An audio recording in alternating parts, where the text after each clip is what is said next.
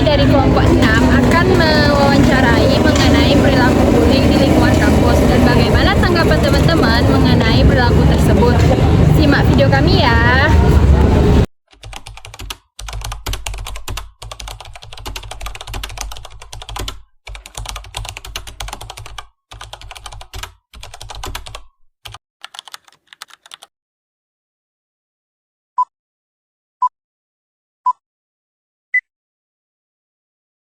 Baik, saya di sini akan mewawancarai kakak terkait tentang kasus bullying ya kak. Nah, sebelum kita masuk nih ke pertanyaan, kita boleh kenalan dulu nggak sih kak? Kakak dari mana kak? Aku dari Fakultas Psikologi dan Kesehatan Universitas Negeri Padang. Oh, namanya? Perkenalkan, nama aku Suci Amregi. Biasanya dipanggil Suci. Oke kak Suci. Baik, kita masuk ke pertanyaannya kak. Nah, di sini jika ada teman kamu atau ada di lingkungan kamu korban bullying, itu bagaimana cara kamu untuk membantu mereka? Oke, sebelumnya mungkin kita bisa balik dulu ke arah bullying ya. Dimana bullying ini bukan lagi sebuah isu yang bisa dikatakan isu yang sudah marak sekali ya. Dan bullying ini juga memiliki beberapa macam seperti verbal dan fisik. Nah, tentunya bullying ini merupakan perilaku yang tidak baik yang merugikan si korban, entah itu dari mental maupun fisiknya sendiri. Jadi mungkin saya sebagai manusia, sebagai seorang individu yang juga hidup dalam kelompok, saya akan bertindak untuk melerai ketika saya melihat ada seseorang yang membuli. Mungkin dengan cara saya memisahkan terlebih dahulu dan juga mungkin saya membuat seperti ada apa, bertanya apa masalahnya dan mencari solusi untuk mencari solusi agar bullying tersebut tidak lagi terjadi. Namun apabila bullying itu sudah sangat besar dan tidak dapat saya atasi, mungkin saya akan melaporkannya kepada pihak yang memang berwenang untuk menanganinya. Berarti menurut kakak nih bullying ini bisa meninggalkan trauma ya untuk si korbannya? Pastinya ya kak, karena seperti yang kita tahu ya bahwasanya kita contohkan aja dua bullying ya, seperti bullying verbal. Nah, verbal ini sangat sangat berkaitan dengan yang namanya mental. Kayak mungkin dia ngatain si kawannya, nah kawannya tersinggung, dia jadinya bisa merasa kayak ya mentalnya itu merasa ngedown gitu. Ataupun juga bullying fisik yang seperti pukulan yang membekas luka pada si korban. Jadi tentunya kalau ditanya bullying ini apa tadi Akan membekaskan membekas trauma atau tidak, pastinya iya.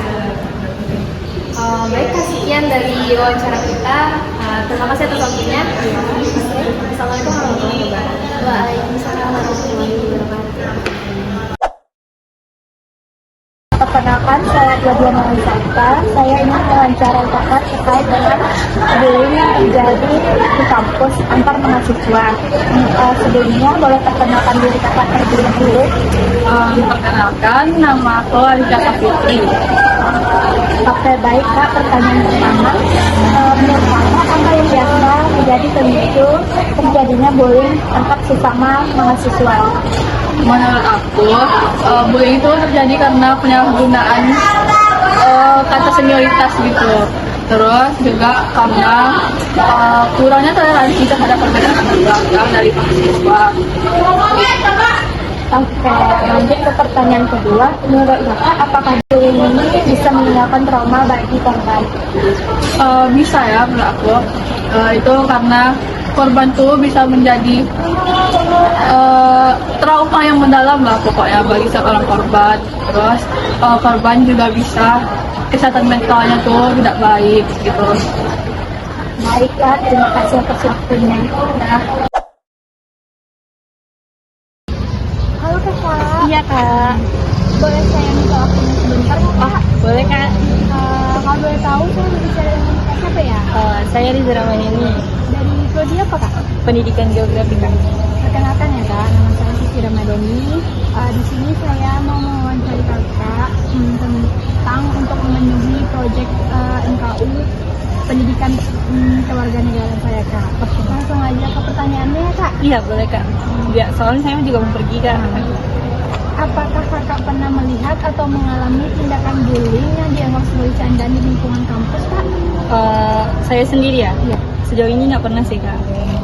Mungkin melihat kejadiannya atau apa, Kak? Temannya mungkin pernah mengalami? Enggak sih, Kak. Kalau teman-teman sekitar saya kayaknya enggak juga. Lanjut ya, Kak.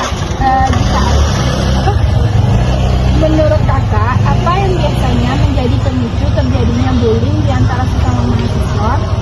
Apakah perbedaan latar belakang, senioritas, atau kompetisi akademik, Kak? Biasanya sih, Kak, kalau saya lihat itu tergantung pribadi masing-masing ya. Ada juga karena kompetisi akademik, karena ada beberapa orang yang bukan kurang sih, kayak kurang lebih paham gitu dalam bagian akademiknya. Jadi dianggap rendah, dianggap remeh sama teman-teman yang besar. Terima kasih ya, Kak. Lanjut ya, Kak ya. Menurut kakak, apakah bullying bisa meninggalkan trauma bagi korban, Kak?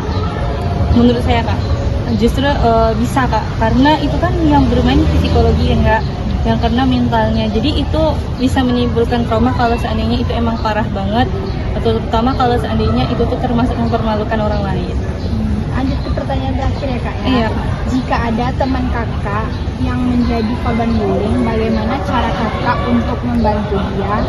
Cara saya sendiri, yang pertama saya speak up, karena itu teman saya kan, Kak. Saya bakal speak up, saya bakal datang ke tempat pengaduan ya. Ada kan bagian untuk kemahasiswaan, bakal saya lapor ke sana. Itu berarti jawaban dari kakak ya. Terima kasih ya, Kakak. Iya, ngaduin, Kak. Iya, Kak. Perkenalkan, nama saya Dea Putri Sania dengan NIM 2504594 dari Program Studi Pendidikan Geografi. Sebelumnya, saya ingin mewawancarai kakak terkait dengan bully yang terjadi di lingkungan kampus. Sebelumnya, boleh perkenalan diri kakak dahulu? Nama saya Viola Andriana. Baiklah, selanjut saja dengan pertanyaan yang pertama, yaitu bagaimana cara kakak memberikan dukungan kepada teman yang pernah menjadi korban bully? Menurut saya, dengan saya memberi dukungan yaitu dengan kata semangat, motivasi, dan juga menasihati teman tersebut bahwa dengan dia dibully seseorang bukan akhir dari segalanya atau perjalanan kuliahnya atau mencapai cita-citanya yaitu karirnya ke depannya.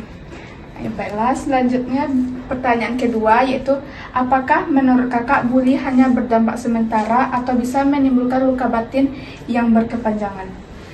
Mungkin bully itu sementara karena menurut orang yang membuli itu bercanda atau icak-icaknya bercanda gitu, tapi bagi korbannya itu akan membekas di batinnya, akan trauma dan mental health-nya pasti akan terguncang karena bully tersebut. Dia merasa tidak ada gitu loh orang yang mendukungnya pada saat semua orang membulinya. Ya, terima kasih Kak. Maaf. Assalamualaikum warahmatullahi wabarakatuh. Perkenalkan, nama saya Dwi Ramadhani Fathia dengan NIM 2503124. Di sini saya akan mewawancarai. Silahkan perkenalkan diri terlebih dahulu, Kak. Baik, nama saya Nadia Syafira, biasa dipanggil Syafira. Baik, saya akan bertanya.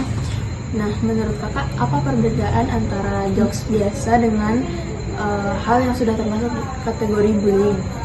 Nah, menurut saya ya, kalau misalnya bercanda itu dalam batas wajarnya itu kita sama-sama bisa tertawa di antara masing-masing kelompok yang membicarakan suatu hal lucu ya, Kak. Kalau ke bullying itu lebih kayak misalnya kita menertawakan satu orang, nah satu orang itu bakal merasa sakit hati dan merasa terkucilkan di antara mereka yang lain. Nah, sedangkan yang lain ini tertawa di atas kekurangan mereka, Kak.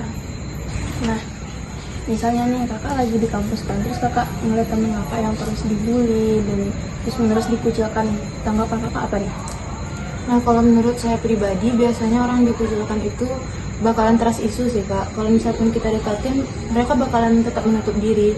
Tapi mungkin lama-kelamaan kalau misalnya kita bakalan temenan sama dia, mungkin bisa kembali pulih. Tapi yang namanya psikis ya, Kak, kalau misalnya udah pernah dibully atau dikucilkan itu sulit kembali untuk memperbaiki mentalnya, Kak. Dan itu lebih baiknya untuk pindah ke lingkungan yang mungkin kayak lebih mendukung mereka, karena mereka tuh udah kayak menanamkan dalam pikiran mereka, kayaknya bakalan kayak gini deh, kayaknya bakalan bikin malu deh, kayak gitu Kak. Jadi kayak walaupun kita udah berusaha untuk berteman kembali sama mereka, mereka pun bakalan tetap kayak mungkin menjauhkan, tidak, cuman kayak sekedarnya saja sama kita, kayak mereka bakalan tertutup dan bakalan seadanya aja berbicara.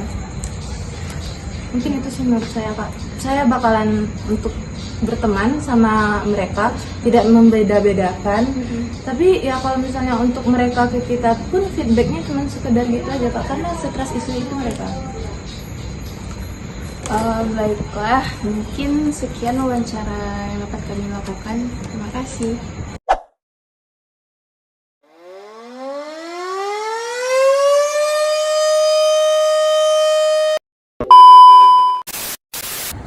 Bullying bukan sekadar candaan atau hal sepele, karena semua perbuatan kita dapat meninggalkan luka dan trauma bagi seseorang.